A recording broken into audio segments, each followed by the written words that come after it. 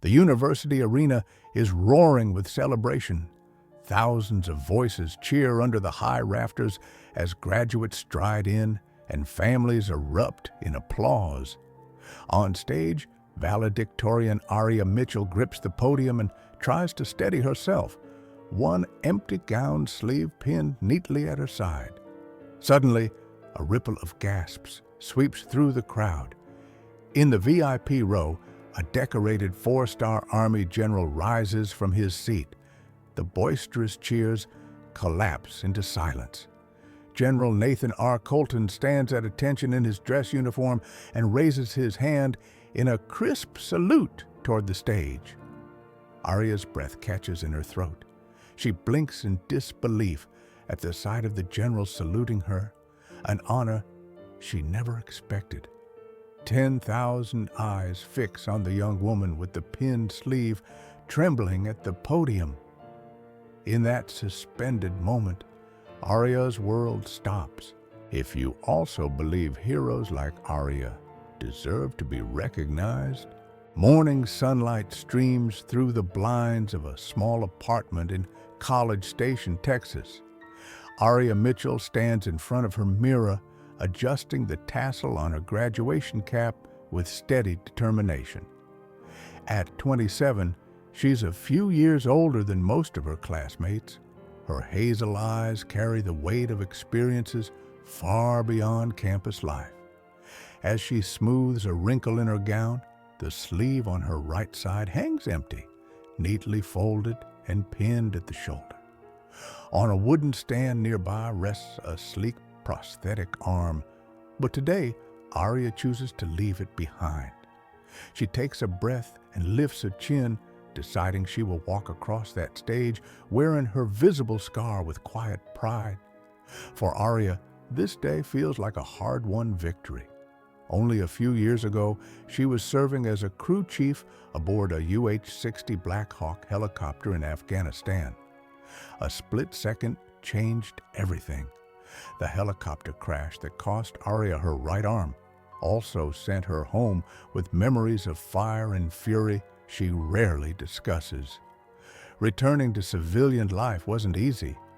Nights of phantom pain and flashbacks would have broken many. But Aria refused to let that day in the desert define her future. She poured herself into a new mission, earning a degree in mechanical engineering, both to challenge herself and to build a future where she could help others. Life as a student brought its own battles. Aria spent long nights in the engineering lab, poring over blueprints and problem sets under fluorescent lights. She learned to write equations left-handed on chalkboards, to tighten bolts and sketch designs one-handed with adaptive tools she improvised herself. There were moments of frustration, dropped textbooks she couldn't catch, curious stares at the prosthetic hook she tried using during freshman year. But each stumble only steeled her resolve. Professors came to know her as one of the most diligent students they'd ever taught. By senior year, she led team projects, tutored classmates, and even helped design a robotic arm for her capstone project, drawing on her own experience for inspiration. Despite her achievements, Aria stayed humble and reserved. Only a few close friends and faculty knew the full story behind her injury. To her peers, she was the quiet honor student who often smiled politely but never boasted. When classmates wondered about her arm, she would simply say, "Old accident," and change the topic. Aria never wanted special treatment or pity, just the chance to prove herself on equal footing. Today, graduating summa cum laude as valedictorian, she has done exactly that. The commencement ceremony is in full swing at Texas A&M's Reed Arena. Rows of black-robed graduates sit tall, and the air hums with excitement. Aria sits in the front row reserved for speakers, her gown's empty sleeve a silent testament to her journey. As the university president finishes his opening remarks and calls her name, Aria's heart quickens.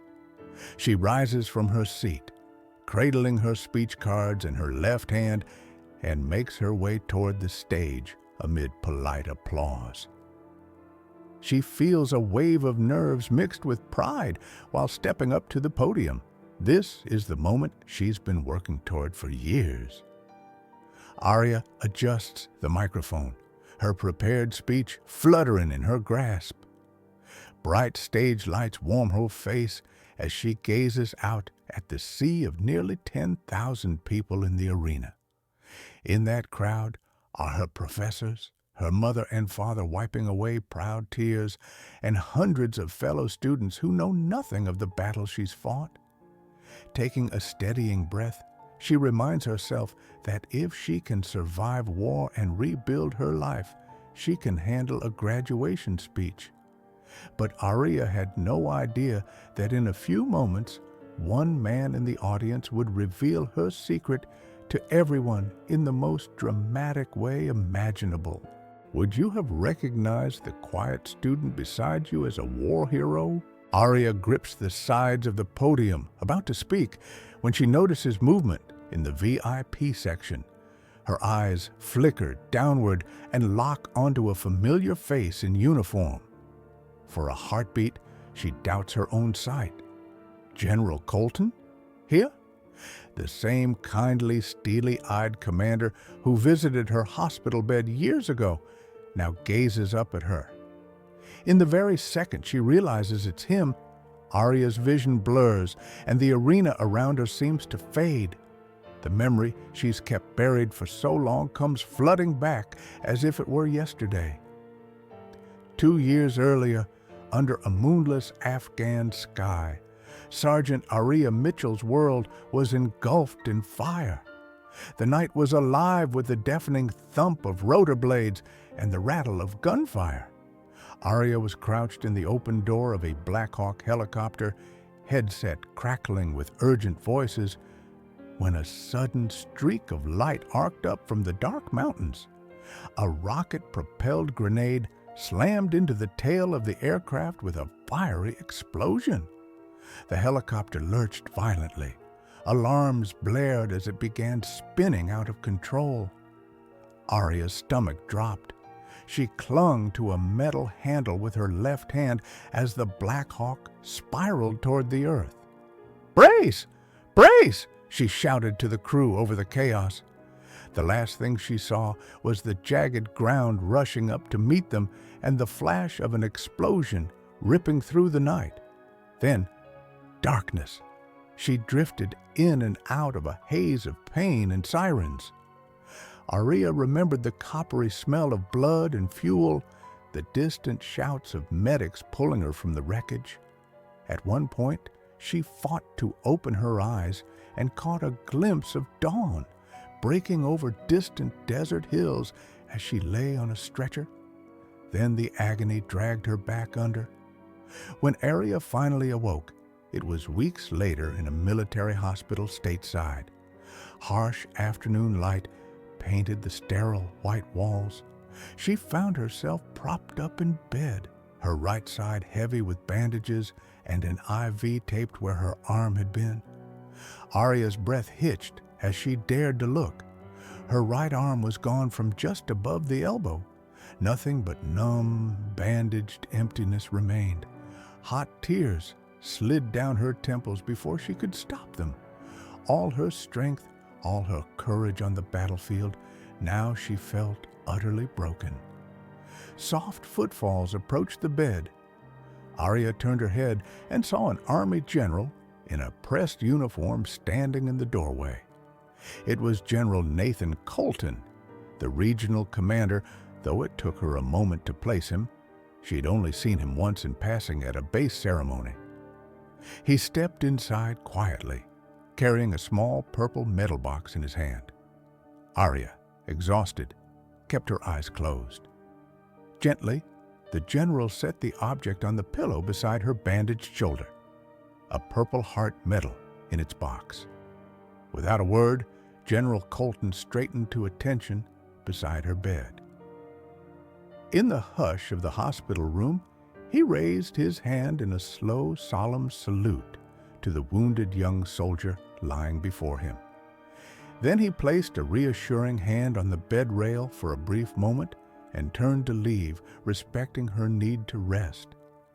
A single tear slipped down Aria's cheek as the door closed behind him. In that moment, even in the depths of despair, she felt a spark of purpose return. Someone had recognized her sacrifice. Someone important believed she was worthy of honor. If you believe a simple act of honor can inspire extraordinary courage, the arena's silence shatters as the first person begins to clap, then another and another, until the entire hall erupts in applause. One by one, people rise to their feet, moved by the sight of a 4-star general saluting a student. The realization sweeps through the crowd that Aria is no ordinary graduate. "She's a veteran," a voice murmurs amid the standing ovation. Aria stands frozen as the wave of emotion crashes over her. General Colton remains at attention, arms still raised in respect, until he finally lowers it and nods to her with a proud smile. The ovation continues thunderously for long seconds, echoing off the arena walls. Aria's knees threaten to buckle, and she grips the podium with her left hand, her note cards shaking. She fights back tears as 1,000 camera flashes blink in the audience. At last, the applause begins to subside, falling into a respectful hush once more. Every eye remains on Aria, the expectant crowd waiting to hear her speak. Aria swallows hard, trying to steady the tremble in her voice. Her mind reels. How can she possibly find the words now? What could she say after an honor like this, with all eyes upon her? A hush has settled over the arena. Aria clears her throat, and when she speaks, her voice cracks at first, but then grows stronger with each word. "General Colton," she begins, turning toward where the 4-star stands at the edge of the stage. Her tearful eyes shine under the lights. "Sir, you once pinned a Purple Heart on my pillow when I couldn't even thank you. I never imagined I'd see you here today." The general gives a humble nod, his own eyes glassy with emotion. Aria faces the audience again, her classmates and teachers, and slowly lifts her left arm holding her stack of note cards. With a deliberate motion, she sets the cards aside on the podium. A ripple of anticipation rustles through the crowd. Instead of the meticulously crafted academic speech she had prepared, Aria knows there's something far more important to share today. "I had a speech written about innovation and future goals," Aria says, voice steadier now. "But if you'll allow me, I'd like to speak from the heart." She takes a shaky breath. "Many of you never knew that I served in the United States Army. I didn't talk about it because I wanted to be seen as just another student, not as the girl with one arm or the wounded veteran in the classroom." She glances down at her pinned sleeve, then out at the sea of faces. "I hid my scars because I was afraid they'd define me." Aria's words echo through the silent arena. "I was wrong," she continues gently. "Today, a great man reminded me that visible scars do not define invisible strength." The general's salute was not just to me, but to every challenge I've overcome, and to every one of you who has overcome your own. We all carry battles within us, some visible, some not. And those struggles, those scars, are proof of our resilience. A few claps break out in support, but Aria isn't finished. Her voice gains passion. 2 years ago, I woke up in a hospital bed, certain my life was over. I felt broken, weak, and alone. But people like General Colton, She turns to him again with a grateful smile. Believed I still had a future. His recognition gave me the courage to fight my way back. I learned that recognition can heal wounds that silence cannot. In the front row, Aria's mother and father watch with tears in their eyes. Many in the crowd are dabbing at their faces too. General Colton has taken his seat again, but he sits at rigid attention, hanging on to every word the young woman speaks. Aria continues, her tone fervent yet warm. My classmates, as we graduate today and step into a new world, remember this. Do not be ashamed of your scars. Wear them, share them if you can, because they tell a story of what you've overcome. Let's honor and support each other. When we recognize courage and kindness in one another, we change hearts and minds. We reshape how our world sees perseverance, disability, and sacrifice. She scans the faces of the graduates before her, many now openly crying or smiling through tears. If there's one thing you take from my journey, let it be hope. Hope that no matter what you face, loss, failure, fear, you can find the strength to rise again. I stand here missing an arm, but I've never felt more whole.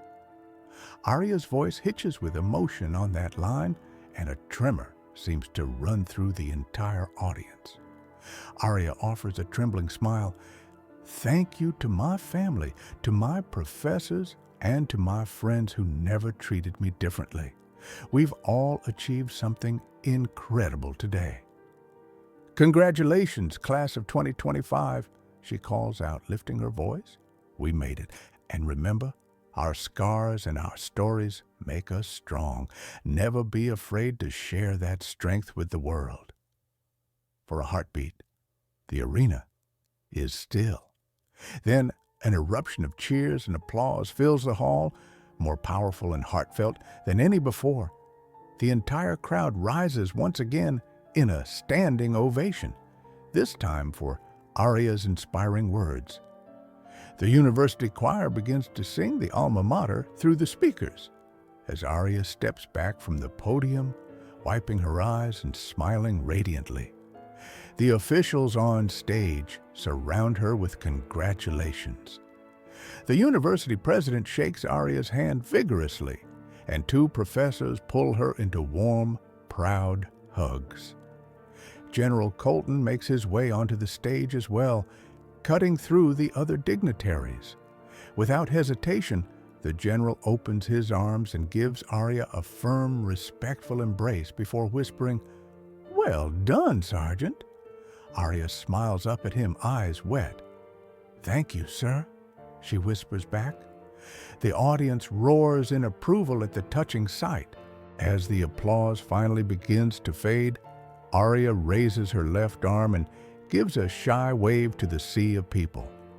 In that moment, she understands that this day, her day, has become something bigger. It's become a celebration of resilience and honor that everyone in that arena will carry in their hearts.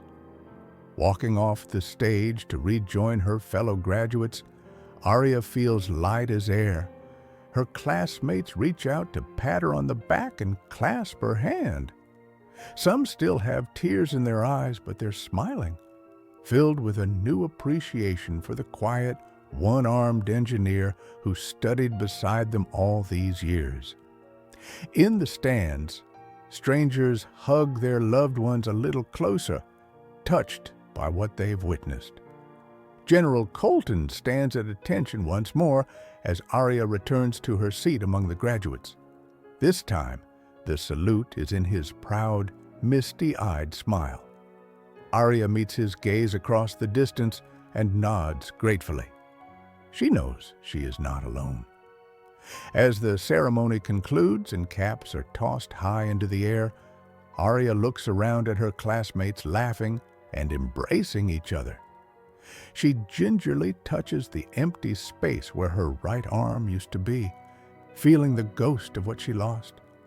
But then she touches the gold Aggie ring shining on her left hand, and she feels only strength and pride. Her journey, with all its pain and triumph, has proven one truth. Visible scars do not define invisible strength. And as the cheering of the crowd echoes off the walls, Aria Mitchell knows that her story, her courage, has left an indelible mark on everyone who witnessed this day.